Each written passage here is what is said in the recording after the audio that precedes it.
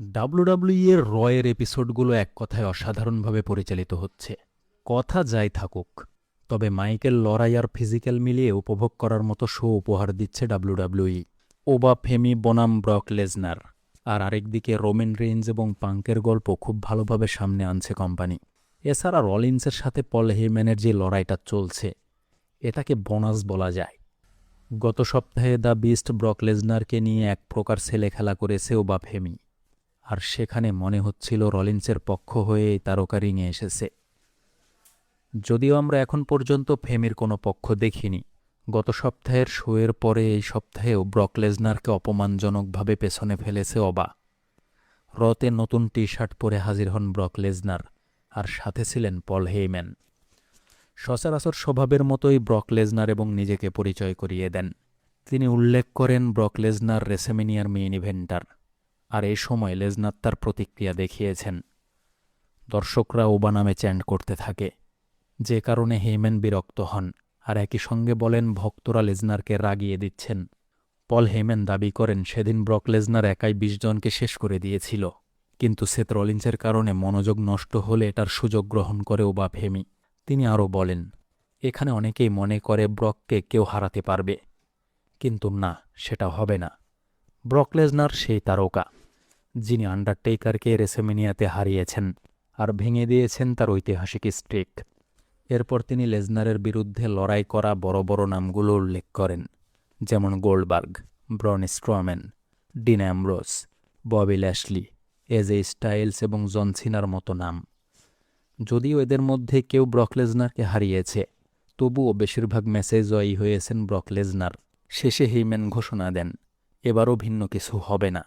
রেসেমিনিয়াতে ওবা Femi পরাজিত হবে এবং ভয়ঙ্কর রকমের শিক্ষা পাবে। এরপর তিনি মাইক ছুঁড়ে ফেলেন। ওবা ফেমি অন্ধকারের মধ্যে এন্ট্রি করে, যেখানে স্পটলাইট শুধু তার উপর ছিল। দর্শকরা তার আকর্ষণীয় এন্ট্রান্স গানের সঙ্গে চিৎকার করছিল। বোঝাই যাচ্ছিল ভক্তরা তাকে ভীষণ পছন্দ করছে, যে কারণে পুরো গ্যালারি তার নামে চ্যান্ট করছিল।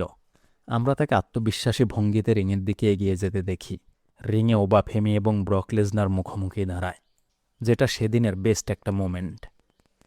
লেজনার প্রথমে একটি কিক মারেন আর ফেমিকে কাঁধে তুলে নেন, কিন্তু ফেমি চতুরভাবে সেখান থেকে বেরিয়ে আসে।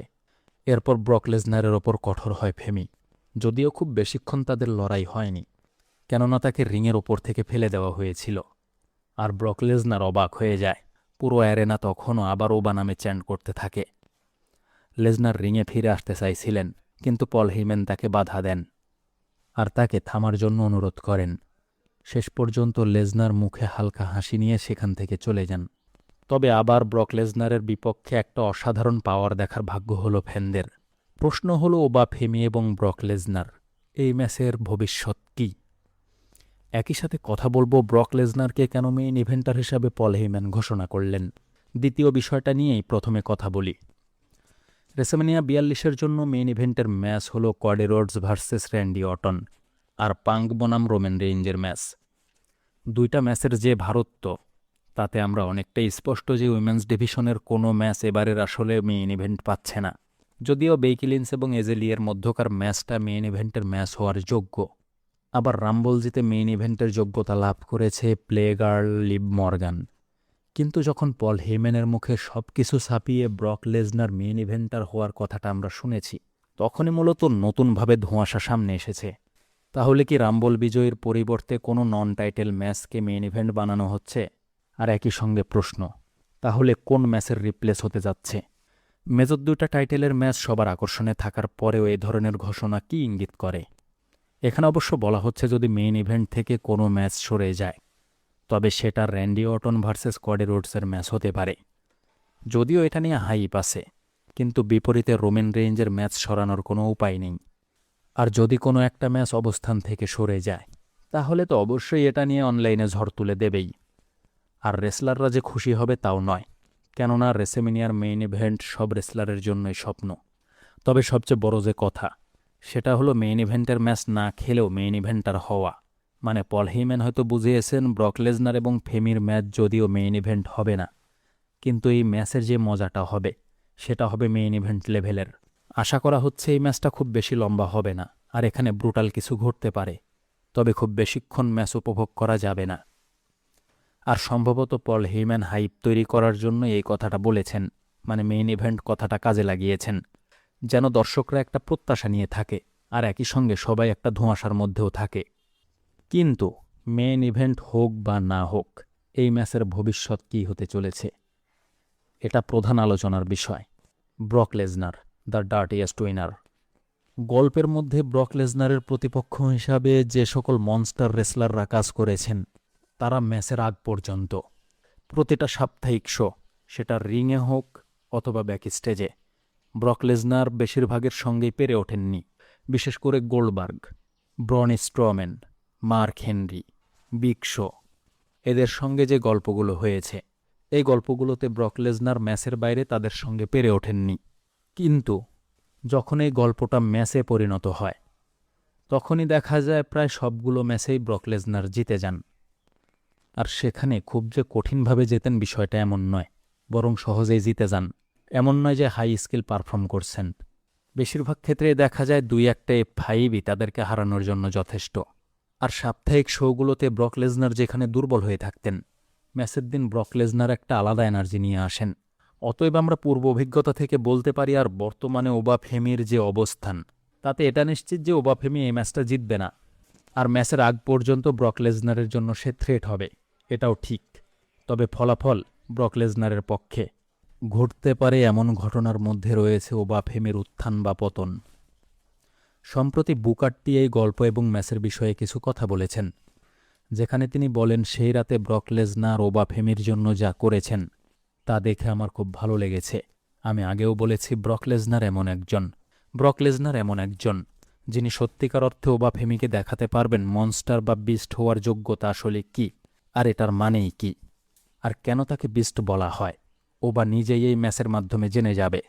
যদি কেউ ওবাফেমিকে শেখাতে পারে তার উন্নতির জন্য প্রয়োজনীয় ছোট জিনিসগুলো আসলে কি, আর কিভাবে সব দিকে তার মনোযোগ দরকার, যেগুলো তাকে পরবর্তী স্তরে নিয়ে যাবে, তাহলে সেটা অবশ্যই ব্রক লেসনারের মতোই কেউ হতে হবে। কেননা বাঘকে কখনো শেয়াল দিয়ে শিক্ষা দেওয়া যাবে না। লেসনার অনেক বছর ধরে এই জগতের মেইন ফেস। শুধু ডাব্লিউডাব্লিউই না, পুরো রেসলিং জগৎ নিয়ে তার গভীর অভিজ্ঞতা আছে। তবে কোচ হিসাবে তার অভিজ্ঞতা কেমন সেটা আমাদের জানা নেই, কেননা কোচ হিসেবে তার পূর্ব অভিজ্ঞতার মুখোমুখি আমরা কখনো হইনি। তবে বলতে পারি এই ক্ষেত্রেও ভালো কিছু করবে, কেননা সে কোনো কাজে ব্যর্থ হয় না, আর এটাও হবে না। তবে আসলেই কি তাই? মানে ওবাফেমি প্রথমে টপ কার্ডে বুকিং পাচ্ছে, এটা আসলেই তার জন্য কি ভালো কিছু বয়ে আনবে? যদি এটার সম্ভাব্য উত্তর খুঁজতে যাই, তাহলে আমাদের আরও কিছু রেসলারের দিকে তাকাতে হবে, যেমন রাইব্যাক, ব্রন স্ট্রম্যান, শেমাস, মাসন রায়ান। প্রথম 3 জন তো এমনভাবে কাজ শুরু করেছিল যেন তাদের সামনে দাঁড়ানোর মতো কেউ নেই। রাইব্যাকের সামনে তো কেউ টিকতেই পারত না। সে আসতো, প্রতিপক্ষকে শেষ করত আর চলে যেত। কিন্তু শেষ পর্যন্ত কি হলো? ধীরে ধীরে এই তারকাকে এমনভাবে শেষ করা হলো যে সে আর কোনোদিন টপ কার্ডে জায়গা করে নিতেই পারেনি, যেটার জন্য সবসময় ভিন্সকে দোষারোপ করেছে। এরপর শেমাসের 2012 সালের সাফল্য আর বর্তমান পরিস্থিতি, দুইটা বিষয়কে সামনে আনলে ব্যাপারটা দুঃখজনক। কেননা তাকে এত ভালোভাবে বুকিং দেওয়া শুরু করে চ্যাম্পিয়ন বানিয়েছিল, আর পরবর্তীতে এমনভাবে ছুঁড়ে ফেলা হলো, যেখানে পরে কমেডিয়ান হিসাবে সামনে আনা হয়েছে। স্ট্রম্যানের দিকে তাকালে এটা নিশ্চিত হয় যে এই তারকা বাকি সবার চেয়ে যোগ্য, আর একই সঙ্গে পরীক্ষিত ছিল। সে পর্দায় যেমন, ঠিক একইভাবে বাস্তবেও। কিন্তু তাকে কোম্পানি ব্যবহার তো করেইনি, বরং রিলিজের নাটকেই তাকে শেষ করে দিয়েছে, আর ঠিকভাবে তুলে ধরার সুযোগই দেয়নি। আসলে এগুলো তুলে ধরার কারণ হলো এরা প্রথমেই মেজর গল্প পেয়েছিল, আর শুরুতেই এত হাইপ তৈরি করেছিল যে পরবর্তীতে তাদের নিয়ে হাইপ তৈরির পয়েন্টই ছিল না। ওবাফেমি প্রথমেই একইভাবে শুরু করেছে। না আছে পুরাতন এমন গল্প যেখানে সে পরীক্ষিত, আর না আছে এমন কোনো ম্যাচ যেখানে লম্বা সময় কাজ করেছে। যদিও এনএক্সটিতে তার অবস্থান শক্তিশালী, কিন্তু সেখানে তো আর ব্রক লেসনারের মতো অপোনেন্ট নেই, আর নেই মেইন রোস্টারের মতো পেপার ভিউ। এখন শুরুতেই যেভাবে তাকে দিয়ে শুরু করা হয়েছে, তাতে ফ্যানদের মধ্যে একটাই চিন্তা, আমরা যে ফেমিকে দেখতে পাচ্ছি, কয়েকদিন পরে তাকেই আবার আউট অফ অ্যাটেনশন করা হবে না তো? কেননা কোম্পানি এখন এমনভাবে কাজ করছে যেটা গল্পের সমাপ্তির চেয়ে মাঝখানে গল্পকে শেষ করাকে ভালো মনে করে। তবে যাই ঘটুক, আমাদের এখন একটাই কাজ, ওবাফেমির ভবিষ্যৎ দেখার জন্য অপেক্ষা করা। ধন্যবাদ।